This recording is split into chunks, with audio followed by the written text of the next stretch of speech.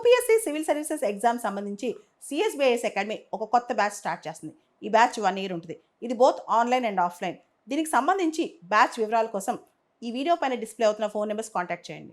UNESCO's memory of world register చాలా కాలంగా ఒక టైమ్లెస్ విజ్డమ్ కావచ్చు, రిచ్ కల్చర్ కావచ్చు, ఏదైనా కొన్ని తరాల నుంచి మనకు వస్తుంటే, ఎప్పటి నుంచో మనకు వస్తుంటే దాన్ని ఎలా గుర్తుపెట్టుకోవాలి, దాన్ని ఎలా రిజిస్టర్ చేసుకోవాలి, తరతరాలకి జాతులకి సిగ్నిఫికెంట్గా ఉన్న మన సంస్కృతి కానీ మన లిపి కానీ ఒక మెమోరీగా ఎలా ఉంచుకోవాలి, దీనికి సంబంధించి యునెస్కో వాళ్ళు మెమోరీ ఆఫ్ వరల్డ్ రిజిస్టర్లో దీన్ని రికగ్నైజ్ చేస్తారు.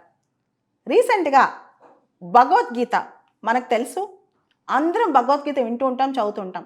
మ్యానుస్క్రిప్ట్స్ ఆఫ్ భగవద్గీత, అదేవిధంగా భరతముని నాట్యశాస్త్ర, ఈ రెండు కూడా భారతదేశం తరపున యునెస్కోస్ మెమోరీ ఆఫ్ వరల్డ్ రిజిస్టర్లో ఎంటర్ అయ్యాయి.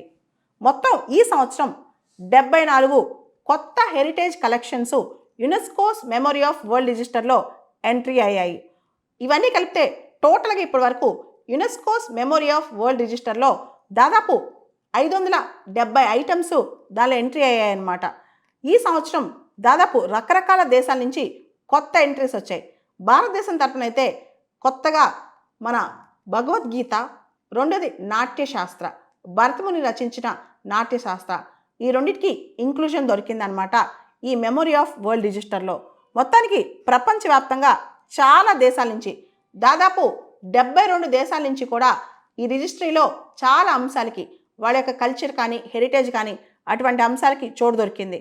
అంతేకాదు 72 దేశాలు, 4 అంతర్జాతీయ ఆర్గనైజేషన్ సంబంధించి కూడా ఈ రిజిస్టర్లో చోటు దొరికిందనమాట. దీనికి సంబంధించి UNESCO's memory of world register సంబంధించి మన భగవద్గీతకి, నాట్యశాస్త్రానికి చోటు దొరికినందుకు మన ప్రధానమంత్రి మోడీ గారు ఒక ట్వీట్ చేశారు. A proud moment for every Indian across the world.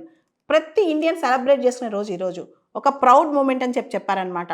మనకు తెలుసు భగవద్గీత అనేది మన టైమ్లెస్ విజ్డమ్, రిచ్ కల్చర్ను దాన్ని ప్రమోట్ చేస్తుంది. భగవద్గీత మహాభారతంలోని భీష్మ పురాణంలో 18 అధ్యాయాలు ఉంటాయి, భగవద్గీత అధ్యాయాలు.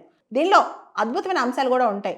ఒక రాజు ఎలా ఉండాలి, ఎంత దూరం ఫైట్ చేయాలి, కర్మఫల సిద్ధాంత, నిష్కామ కర్మ, స్థిత ప్రజ్ఞత, ఇలా జీవితానికి కావాల్సిన చాలా అంశాలు భగవద్గీత నుంచి నేర్చుకోవచ్చు. అదేవిధంగా కర్మఫల సిద్ధాంతాన్ని కూడా మనం భగవద్గీత నుంచి నేర్చుకోవచ్చు. మనిషి ఎప్పుడు తన పోరాటాన్ని వదిలేసి వెళ్ళకూడదని చెప్పి కూడా చెప్తా ఉంటుందన్నమాట. అలాంటి భగవద్గీత. అదేవిధంగా నాట్యశాస్త్రం అనేది ఒక ఫౌండేషన్ టెక్స్ట్ అని చెప్పొచ్చు. డాన్స్, డ్రామా, మ్యూజిక్ సంబంధించి ఒక ఫౌండేషన్ టెక్స్ట్ అని చెప్పొచ్చు అనమాట. ఈ నాట్యశాస్త్రం కొంతమంది అంటారు దీన్ని 2nd సెంచరీ బీసీలోనే డ్రాఫ్ట్ చేశారని, కానీ గుప్తా పీరియడ్లో ఈ నాట్యశాస్త్రం అనేది స్టాండర్డైజ్ అయిందని చెప్పొచ్చు అనమాట. దీనిలో రసభావ ఉంటుంది. ఎవరైతే దాన్ని ప్రదర్శిస్తారో వాళ్ళు భావాన్ని వ్యక్తం చేస్తారు, ఎవరైతే దాన్ని వింటారో దానిలో ఒక రసికానందం కలుగుద్ది. ఇదంతా కూడా మనం భరతముని నటించిన నాట్యశాస్త్రం నుంచి పొందొచ్చు. ఇప్పుడు భగవద్గీతకి మరియు భరతముని రచించిన నాట్యశాస్త్రానికి రెండింటికి కూడా యునెస్కోస్ మెమోరీ ఆఫ్ వరల్డ్ రిజిస్టర్లో చోటు దొరికింది. అంటే వీటిని మనం కాపాడుకోవాలి, ప్రపంచవ్యాప్తంగా ఇవి చాలా రెలవెంట్ అని చెప్పి వీటి అర్థం అనమాట. మనం చూస్తే భారతదేశానికి సంబంధించి అనేక అంశాలకి ఈ మెమోరీ ఆఫ్ వరల్డ్ రిజిస్టర్లో చోటు దొరికింది.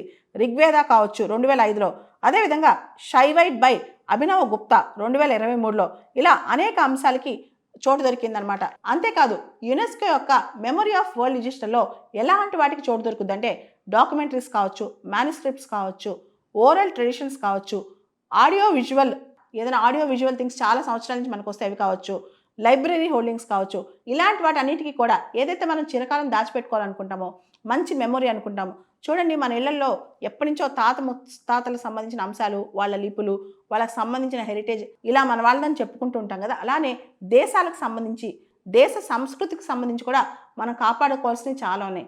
అందుకే యునెస్కో ఈ మెమోరీ ఆఫ్ వరల్డ్ రిజిస్టర్ అని చెప్పి తీసుకొచ్చింది. ఇక్కడ మనం ఒక విషయం గమనించాలి, భగవద్గీత కానీ నాట్యశాస్త్రం కానీ మొత్తం టెక్స్ట్ని యునెస్కో మెమోరీ ఆఫ్ వరల్డ్ రిజిస్టర్లో పెట్టలేదన్నమాట. ఏదైతే పూణేలో భండార్కర్ లైబ్రరీలో మ్యానుస్క్రిప్ట్ దొరికిందో వాటిని మాత్రమే మెమోరీ ఆఫ్ వరల్డ్ రిజిస్టర్లో తీసుకొచ్చారు. అంతేగాని పూర్తి స్థాయిలో ఎక్కడ దొరికితే ఆ పుస్తకాలు భగవద్గీత లేకపోతే నాట్యశాస్త్రం మొత్తం అని కాదు, ఏదైతే మ్యానుస్క్రిప్ట్స్ భండార్కర్ లైబ్రరీలో దొరికాయో ఆ లిపిని, ఆ స్క్రిప్ట్ని మాత్రమే తీసుకొచ్చారనమాట.